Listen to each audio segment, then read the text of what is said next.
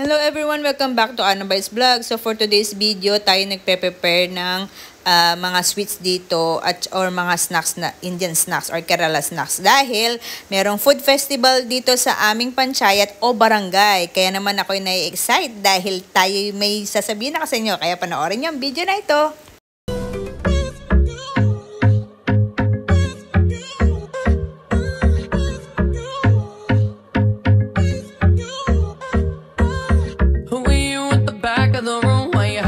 Shadows, are you ever gonna make a move?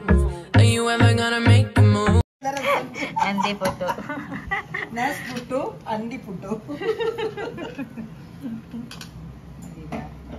Matamis siya.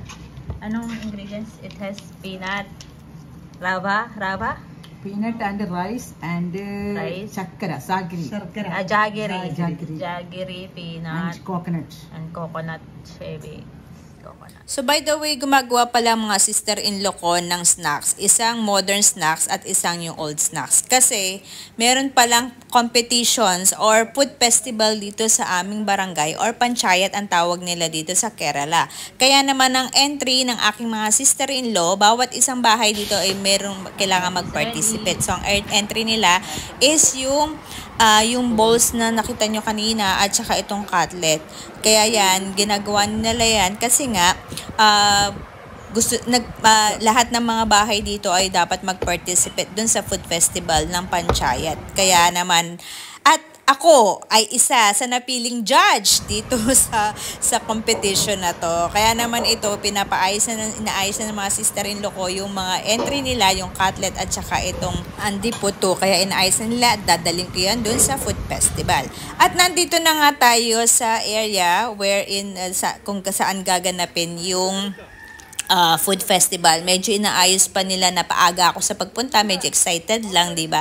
So, kaya naman ayan, meron silang program for this month at ayan yung mga program ng panchayat na to. So, ayan na nag-start na silang mag-ayos ng mga gagawin para dun sa contest at ito nga, pinaupo man nila ako dyan habang naghihintay dahil sobrang aga ko dyan. So, ito, binigay na nga pala nila yung papel para sa criteria for judging. At meron 28 participant para sa old snacks at may 3 para sa new snacks.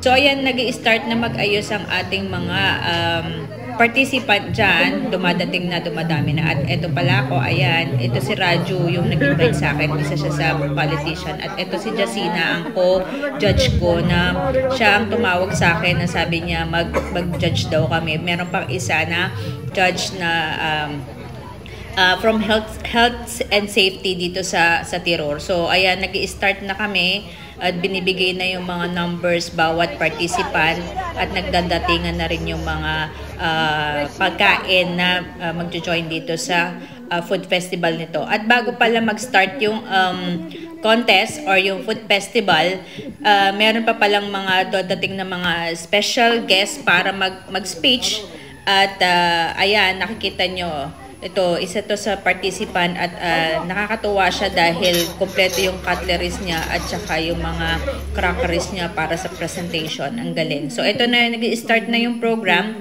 Ini-introduce na bawat isa yung mga mag-i-speech at ayan, ito pala yung aking co-judge at yan nga, so siya yung nasa health and safety dito sa Tiror. At yan, nag-start na yung speech ng ating mga special guests para sa pa-contest na ito. It is using a ragi, you know. It's seeds. Yeah, sweet snacks. Sweet snacks. Sweet rice.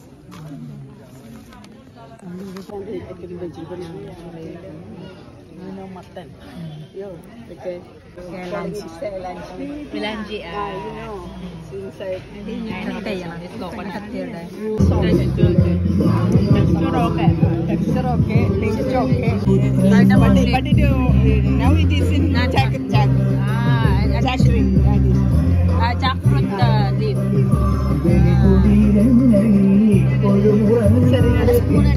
Cherry.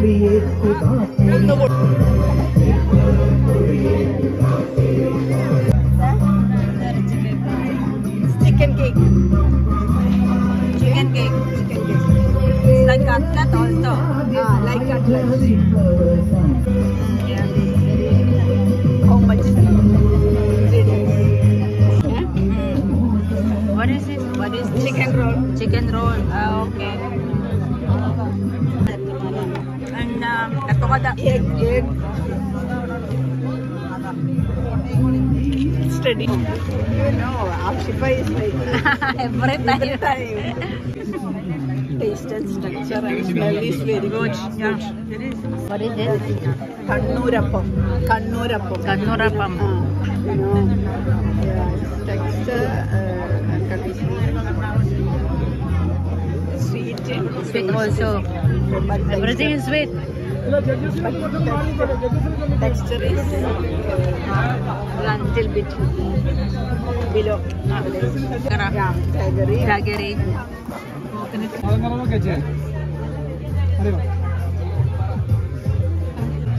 It's like different. Angaraija.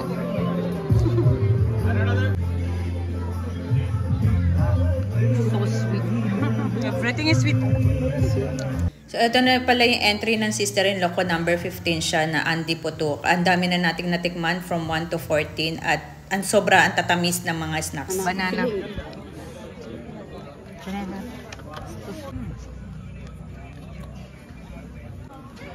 Vegetable. It's vegetarian. Thank you.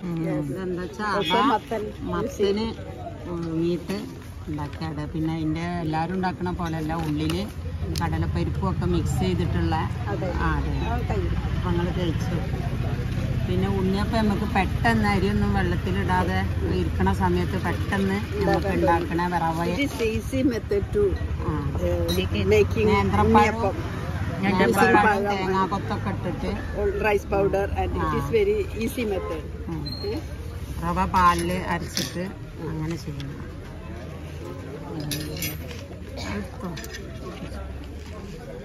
അതൊന്നും എടുത്തു അവിടെ തേങ്ങ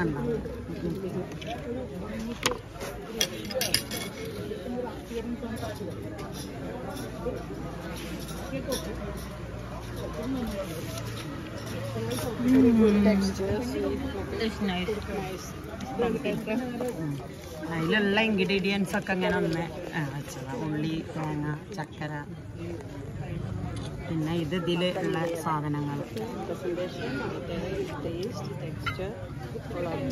I like pumpkin actually. It's different. Yapam.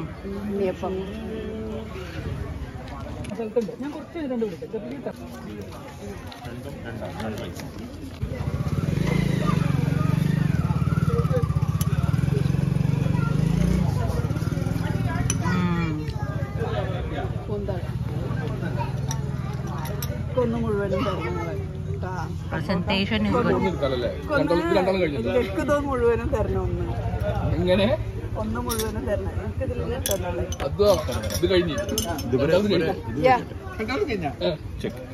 Thank you. Cuttlefish with rice. Kundal. Two types of rice. This This is one kundal. rice with outside. This one inside. Inside there is one another one. Oh, okay. This is small the broken rice. This one whole rice. Okay. It's nice.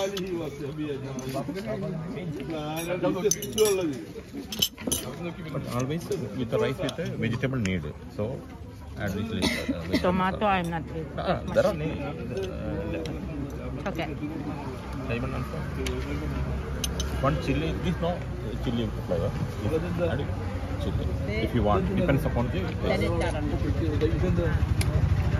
Decorate ചെയ്യാൻ Very nice. എല്ലാ സാധനങ്ങളും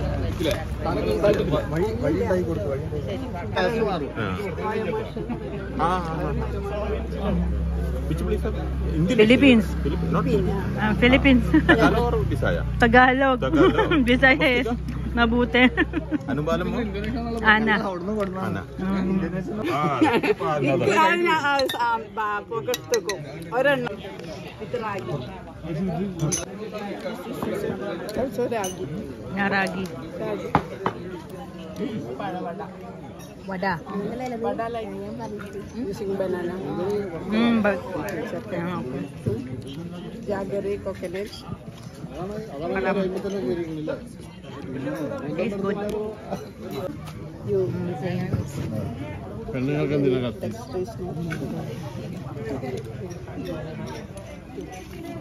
Pancake. bowling like pancake. Using maida.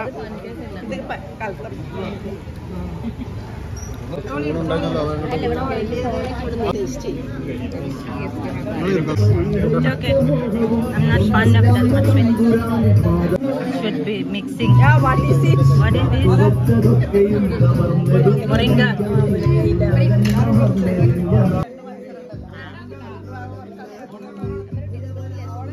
So, ito na yung last participant for the vintage category or old snacks category. Hanggang 28 siya.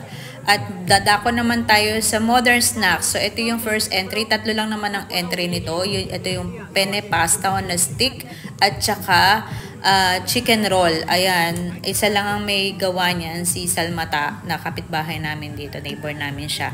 At yan, pinapatip niya sa akin yung chicken roll sa mayonnaise at saka sa ketchup. Actually, yung mayonnaise dito is mga homemade yung ginagawa nila, garlic mayonnaise. Pero yung ketchup, hindi siya. So, binili lang yung ketchup. At hindi naman ako mahilig sa ketchup. So, ang last na food na titikman natin is yung cutlet. Ito yung entry ng sister-in-law ko. At bago pa namin i-judge tong cutlet na to, iubos na. At kasi napakasarap niya. Kaya, ito tapos na ang ating pag-judge. At yung mga tao, syempre, sila din titikim na mga itong pagkain na ito. At ito naman yung nagtatali na tayo ng mga scores ng bawat ginudge nating na pagkain dahil nga syempre kailangan may winner, di ba? 18. ഫസ്റ്റ് പ്ലേസിൽ വന്നിട്ടുള്ളത് token number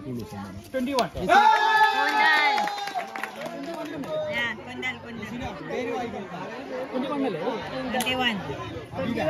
Kundal.